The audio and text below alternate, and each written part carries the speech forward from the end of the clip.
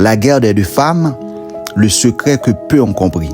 Avant les royaumes, avant les guerres, avant les prophètes, tout a commencé avec une femme.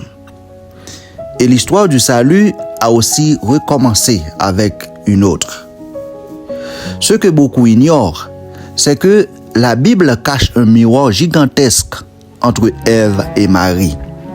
Deux femmes, deux voies, deux choix. L'une ouvre la porte à la chute de l'humanité et l'autre porte en elle l'espérance du monde. Mais ce parallèle va beaucoup plus loin que ce que l'on vous a enseigné. Car derrière Ève et derrière Marie se cache une guerre spirituelle qui traverse toute l'histoire de l'humanité. Le jardin. Au commencement, la terre n'était pas brisée. Pas de mort, pas de tombe, pas de maladie, pas de peur. L'homme marchait avec Dieu. Imagine cela, le créateur de l'univers marchant dans un jardin avec Adam et Ève. Pas de distance, pas de religion, pas de séparation, seulement la gloire. Mais l'ennemi savait une chose, s'il pouvait détruire la confiance de l'homme envers Dieu, tout tomberait. Alors il entre dans le jardin, pas avec une violence, mais avec subtilité. Le serpent ne rugit pas, il murmure. Dieu a-t-il réellement dit? Cette phrase est l'arme la plus ancienne de Satan. Le doute ne fut interdit. Ève regarde le fruit, la Bible dit qu'il semblait bon.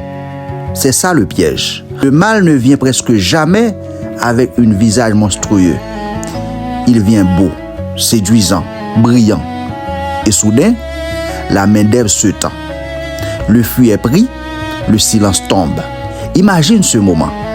La création entière retient son souffle, car à cet instant, le péché entre dans le monde.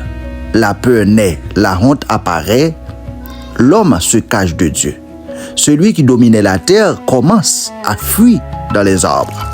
Le jardin se transforme en tribunal. Et pour la première fois, le ciel prononce un jugement, la prophétie cachée.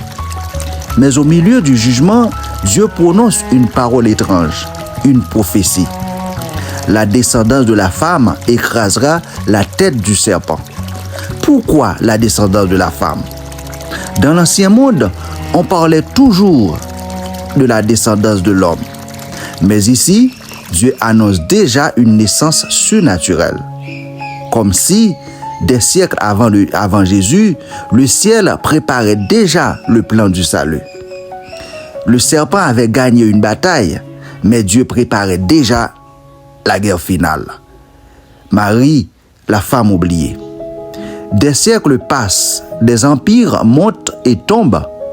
Babylone, Rome, il y a la violence, le sang. Puis, dans un jardin oublié, une jeune femme prie. Marie, pas une reine, pas une guerrière célèbre, juste une femme humble.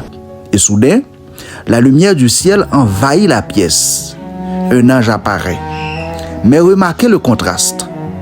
Dans Éden, un ange déchu parle à Ève. À Nazareth, un ange de lumière parle à Marie. Deux femmes, deux messagers, deux destinées. Le grand renversement. Ève doute de Dieu, mais Marie croit Dieu.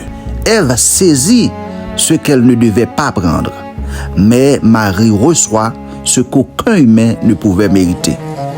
Et quand Marie dit qu'il me soit fait selon ta parole, le ciel envahit la terre.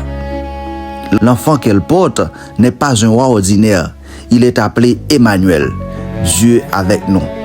Le serpent avait amené la mort par un arbre, mais maintenant, Dieu prépare un autre arbre, la croix.